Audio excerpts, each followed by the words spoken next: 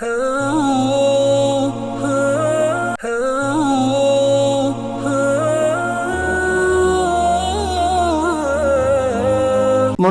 அல் மஸ்ஜிதுல் அக்ஸா, அந்த குத்பாவை ஷேக் முகமது சலீம் ஹமீதுல்லாஹி பலஸ்தீன் மக்களே பொறுமை காருங்கள், பொறுமையோடு இருங்கள் என்ற தலைப்பிலே ஹம்து ஸலவாத்தை சொன்னார்.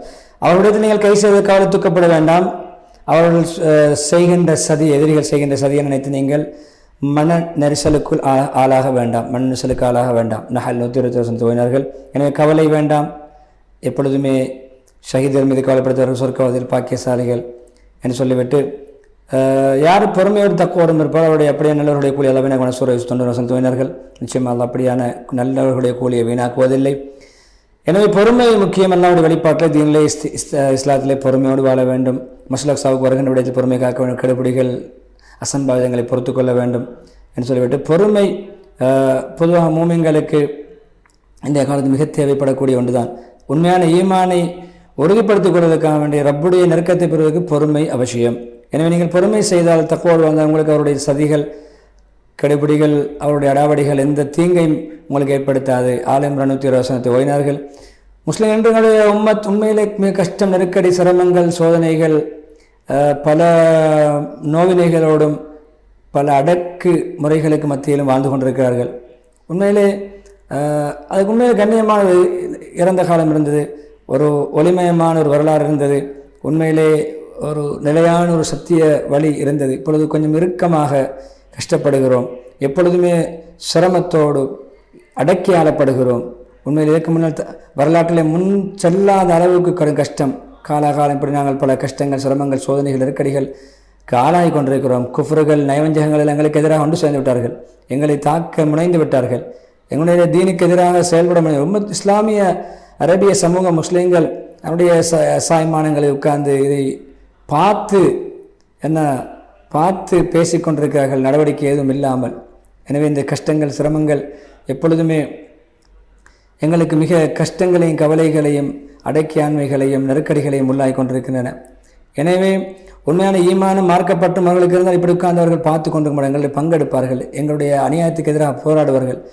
எனவே நாங்கள் பொறுமை செய்கிறோம், எங்களுடைய சமூகத்துக்கு நாங்கள் பொறுமையை நாங்கள் வலியுறுத்துகிறோம். அல்லாஹ்வுடைய வெற்றி கிடைக்கும், நிராசை வேண்டாம், அல்லாஹ்வுடைய உறுதி எங்களுக்கு உண்மையை கிடைக்கும். பொறுமை, கஷ்டங்களில் பொறுமை செய்வது எவ்வளவுதான் பெரிய சோதனை வந்தாலும் பொறுமை ஈட்டிலை வெற்றியை தரும். அது எல்லாம் நமக்கு, நம்முடைய சமுதாயத்துக்கு அல்லாஹ்வுடைய ஒரு வழிமுறை.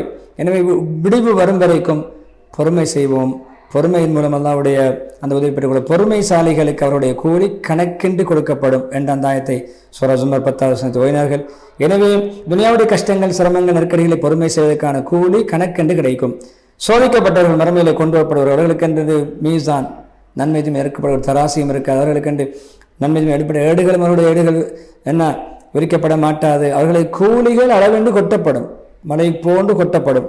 அப்போ உலகத்திலே சிரமம் இல்லாமல் நிம்மதியாக சுகமாக ஆரோக்கியமாக வாழ்ந்தவர்கள் ஆசிப்பார்களாம், எங்களுக்கும் உலகத்தில் எங்களுடைய உடம்புகள் எல்லாம் கத்தரிக்கோள்களால் வெட்டப்பட்டிருக்க கூடாதா, பெரும் பெரும் அருவாள்களால் அறுக்கப்பட்டிருக்க கூடாதா என்று ஆசை வைப்பார்கள். அந்த அளவு சோதனை வந்திருக்கலாமே. ஏன் உலகத்திலே கஷ்டவாளிகள், காயப்பட்டவர்கள், துன்புறுத்தப்பட்டவர்கள், செய்தாக்கப்பட்டவர்கள், நோவினைப்படுத்தப்பட்டவர்களுக்கு அல்லாஹ் கணக்கென்று கூலிகளை அள்ளி கொட்டும் பொழுது உலகத்தில் ஆரோக்கியமாக நிம்மதியாக வாழ்ந்தவர்கள் அங்கு ஆசை வைப்பார்களாம்.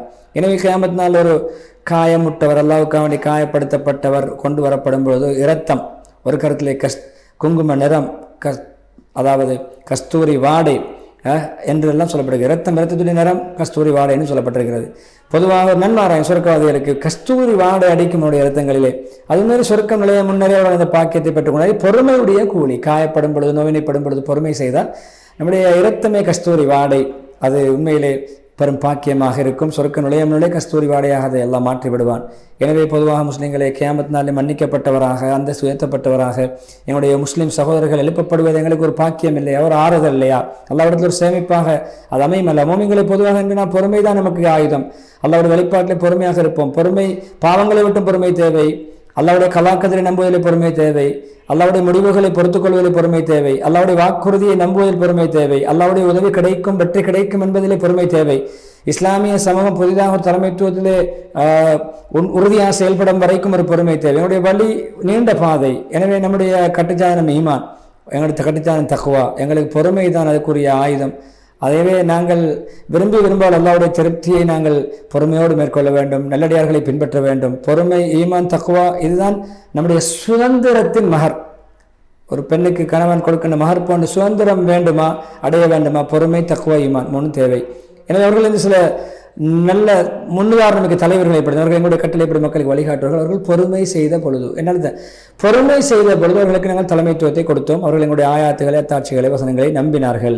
சஜீத் 24 வசனம். எனவே அல்லாஹ் இன்னும் சிறந்த தலைவர்களை எதிர்காலத்தை உருவாக்குவான், சிறந்த தலைமைத்துவங்களை திறந்த ஒரு சமூகத்தை, ஒரு கட்டமைப்பை அல்லாஹ் உண்டாக்குவான் என்று சொல்லிவிட்டு அல்லாஹ்வுடைய பாதையில் போராடக்கூடிய போராளிகளை உண்மையிலே எங்களுடைய இஸ்லாம் பல பங்குகளை கொண்டது. சகிப்புத்தன்மை ஒரு பங்கு, பொறுமை ஒரு பங்கு, கோபத்தை விட்டும் சகிப்புத்தன்மை ஒரு பங்கு, தீனிலை பற்றற்ற தன்மை ஒரு பங்கு, அதே போன்று பத்தினித்தனம் ஒரு பங்கு, மன்னிப்பு ஒரு பங்கு, இப்படியான பழி வாங்காமல் விட்டு கொடுக்கின்ற ஒரு அது ஒரு பங்கு, உதவி செய்த ஒரு பங்கு, எல்லாமே பொறுமை அது அஸ்திவாரமாக இருக்கிறது. எனவே பொறுமை மூலம் நாங்கள் இந்த வெற்றியை மீளேற்றதை நிச்சயம் கூடிய சீக்கிரம் அடைவோம்.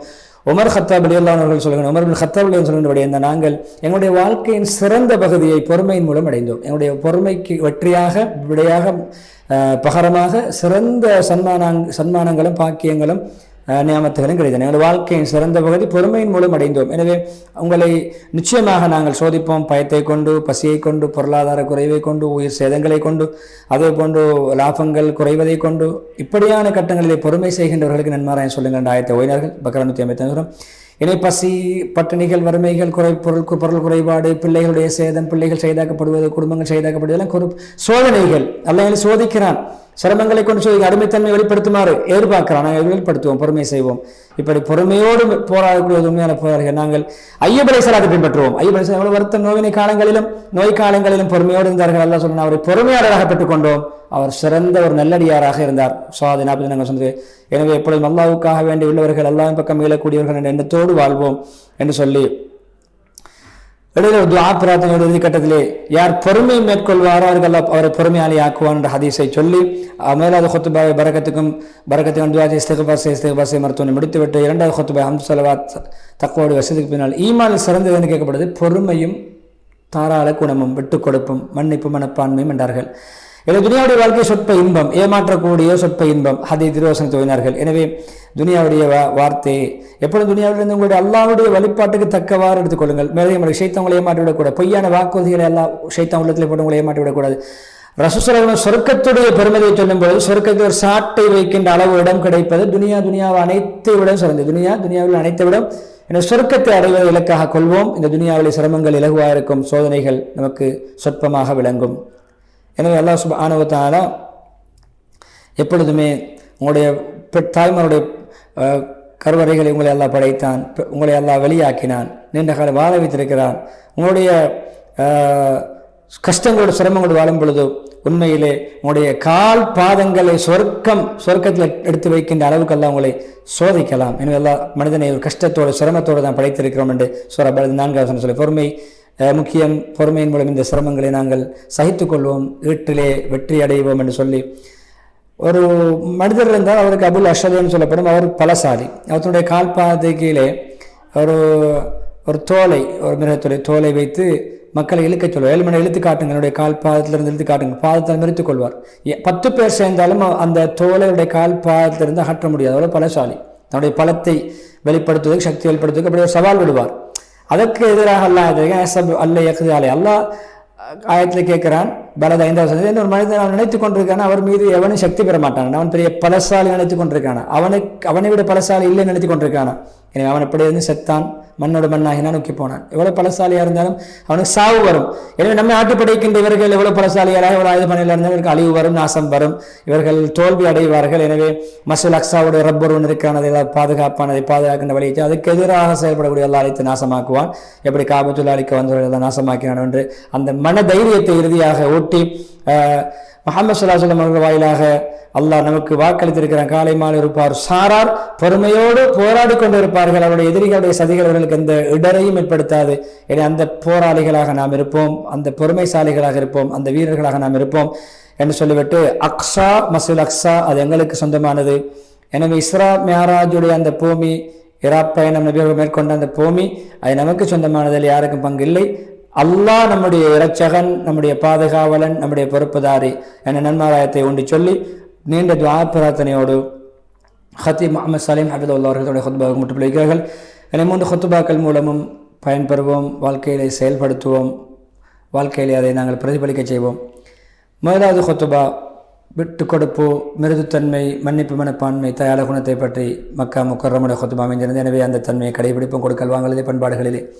அதேபோல் 2வது மதீனா முனவ்வராவுடைய ஹுத்பாவிலே தீனிலே நிலைத்திருப்பதற்கு, மார்க்கத்தில் நிலைத்திருப்பதற்கு என்னென்ன அமல்களை, கிட்டத்தட்ட 7-8 அமல்களை சொல்லி துஆவிலிருந்து ஆரம்பித்து பல விடயங்களை சொன்னார்கள். தீனில் ஸ்திரமாக இருப்பதற்கு நமக்கு துணை புரியும், உந்து சக்தியாக அமையும் அந்த அமல்கள், அவைகளையும் கடைபிடித்து இறுதி மூச்சு வரைக்கும் இஸ்லாத்தோடு வாழ்ந்து மரணிப்போம்.